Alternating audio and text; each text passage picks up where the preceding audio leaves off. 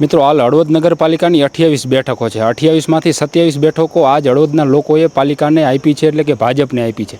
27માંથી કેટલાક જે સભ્યો છે, જનપ્રતિનિધિઓ છે, એ પોતાની જાતને 30 માર્કા સમજે છે અને પોતે કાયદો એવી રીતે કર્મચારીઓ સાથે વર્તે છે, ગમે ત્યારે ગાળો બોલવાની, ગમે ત્યારે મન ફાવે એવું બોલવાનું, અને જ્યારે કંઈ પણ કર્મચારીનો નાની મોટી ભૂલ હોય તો પણ માથે ચડી જતા હોય। આ એટલા માટે મિત્રો થાય છે કે એમનામાં તો હવે એવી ત્રેવડ રહી નથી કે લોકોના નાના મોટા કંઈક કામ કરી શકે, જેથી એ લોકો જે છે એ કર્મચારીઓ ઉપર ગુસ્સો ઉતારી રહ્યા છે। આ સ્વાભાવિક વાત છે કે જનતાનો પ્રતિનિધિ હોય તો કામ ન થતું હોય તો કર્મચારીને ઊંચા અવાજે થોડું બોલે, પરંતુ એ જ જનતાનો પ્રતિનિધિ જ્યારે લુખાગીરી જેવી ભાષા વાપરે, જ્યારે ટપોરી જેવું વર્તન કરે અને જ્યારે કર્મચારી ઉપર જ હુમલો કરે તો આ બહુ મોટી વાત છે। આ એટલા માટે મિત્રો અત્યારે આપણે કહીએ છીએ કે હળવદ નગરપાલિકાના વોર્ડ નંબર 6ના ચૂંટાયેલા સભ્ય છે ભરતભાઈ કલોત્રા। આ ભરતભાઈ જે છે મિત્રો એ સેનિટેશન વિભાગના ચેરમેન પણ છે, અને આ ભરતભાઈએ આજે નગરપાલિકાના જ પાણી પુરવઠાના એક કર્મચારીને કીધું કે ભાઈ હું ગમે ત્યારે કહું ત્યારે પાણીનો ટાંકો જે છે એ હું કહું ત્યાં આગળ મોકલી દેવાનો, અને આવી જે કંઈ બોલાચાલી કરી ફોનમાં બીભસ જે ગાળો છે મિત્રો એ ગાળો આપવામાં આવીને કર્મચારી ઉપર હુમલો કરવામાં આવ્યો છે। આ કર્મચારી ભારે હિંમત સાથે અત્યારે હળવદ પોલીસ સ્ટેશને ફરિયાદ દાખલ કરવા પહોંચ્યા છે। કર્મચારી સાથે થોડીક વાત કરીને એમની પાસે જ સમજીએ કે આખી ઘટના શું બની। મારું નામ તુષારદાન મનોહરદાન ગઢવી છે। હું હળવદ નગરપાલિકા પાણી પુરવઠા ક્લાર્ક તરીકેની ફરજ બજાવું છું।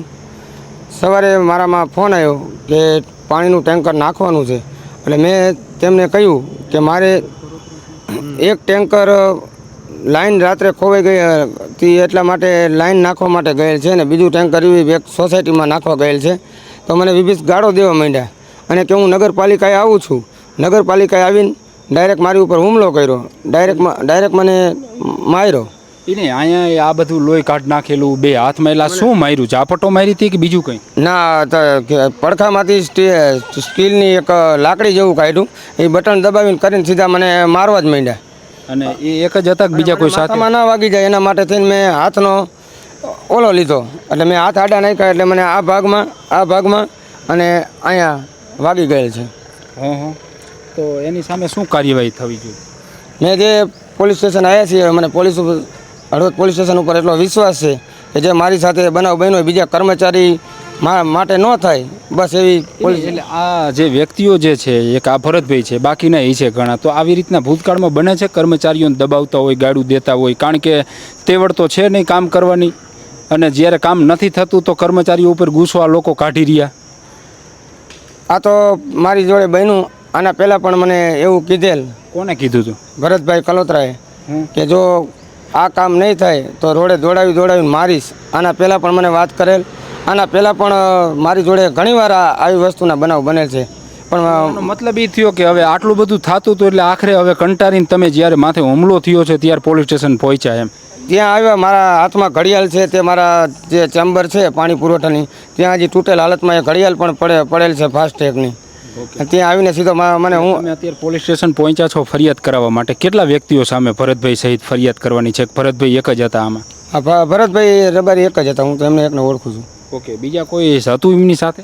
ના, એમની જોડે કારણ કે સ્ટાફના બધા જ જૂથ જાજુ થઈ ગયું હતું, એટલે મને હવે તમને એવું નથી લાગતું કે કારણ કે આ તો બધા સત્તાના નશામાં એટલા બધા ચૂર થઈ ગયા છે કે પોતે એમની જાતને બધા 30 માર્કા સમજે છે?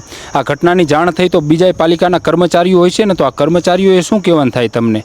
અત્યારે હોસ્પિટલે તમામ કર્મચારી આવ્યા હતા, કર્મચારીગણ, અને મને કહેજેલ કે કાંઈ પણ કામકાજ હોય, કાંઈ પણ હોય તો અમને વાત કરજો, કોલ કરજો। અત્યારે અમારા તમામ કર્મચારીઓ મને સરકારી હોસ્પિટલ મળવા માટે આવ્યા હતા। તો હવે તમને એ બીક નથી? કારણ કે આ તો બધા એમની જાતને હમણાં જ મેં વાત કરી એમ 30 માર્કા સમજે છે, તો આમાં તમે કર્મચારી તરીકે છો, કાયમિક છો કે પછી કોન્ટ્રાક્ટ બેઝ ઉપર? ના, હું કરાર આધારિત છું। તો પછી આ લોકો છૂટા નહીં કરી દે? કારણ કે એમની સામે તમે ફરિયાદ કરશો તો?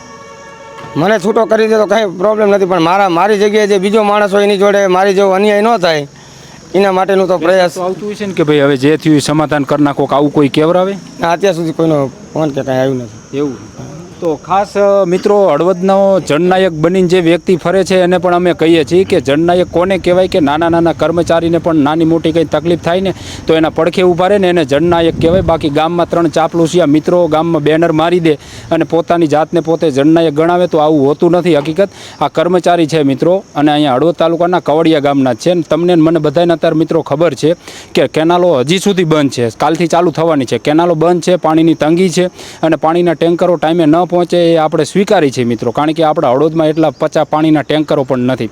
એટલે જ્યારે કારણ કે આ જે ભાઈ જે છે એને 7 વોર્ડ છે, તો 7 વોર્ડના 28 સભ્યો હોય, 28માંથી 28 ફોન કરતા હોય કે ભાઈ અમારા વિસ્તારમાં અહીંયા નાખી જાઓ. કોને લોકપ્રિયતા નથી થવું, પરંતુ જ્યારે જનતાનો પ્રતિનિધિ લુખાગીરી ઉપર ઉતરી આવે ને પોતે પોતાની જાતને એવું સમજતા હોય કે અમે કંઈક છીએ, તો એને ભૂલી જવાની જરૂર છે. અને માત્ર એટલું જ સમજવાની જરૂર છે કે આપણે 5 વર્ષ માટે ચૂંટાણા છીએ અને આપણાથી જે કામ થાય ને આપણે કરાવવું જોઈએ. કારણ કે આ જ પ્રતિનિધિ જ્યારે હુમલા કરે છે કર્મચારીઓ ઉપર, તો અમે કહીએ છીએ કે તમે એટલા બધા બહાદુર હોય ને તમારી જાતને તમે એટલા બધા 30 માર્કા સમજતા હોય, તો હળવદમાં 3-3, 4-4 મહિનાથી રોડ ખોદીને વહી ગયા છે, રોડ હજી બનતા નથી, વેપારીઓ પરેશાન છે, કેટલી જગ્યાએ ગટરો ઉભરાય છે, કેટલી જગ્યાએ ગટરના ગંદા પાણી કેનાલમાં નાખે છે. ત્યારે તમારી આ બહાદુરી જે છે ને એ તમારે બતાવવાની છે ને ત્યાં તમે આ બહાદુરી બતાવશો તો ગામના લોકો પણ તમારી જે છે એ વાહવાહી કરશે અને અમે મીડિયા કર્મીઓ પણ જે છે એ તમારા 2 મોઢે વખાણ કરીશું.